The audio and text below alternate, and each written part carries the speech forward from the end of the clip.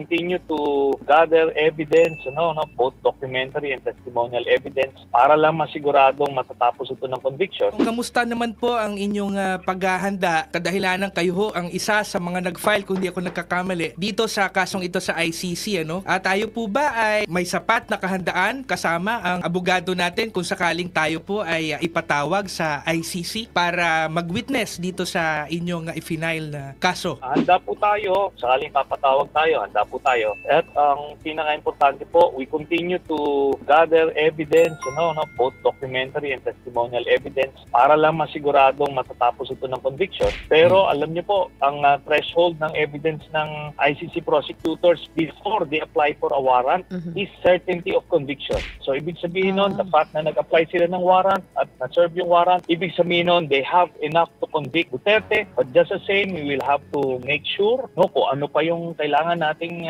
paidagdag para masiguradong conviction ng hantungan nito, gagawin po natin.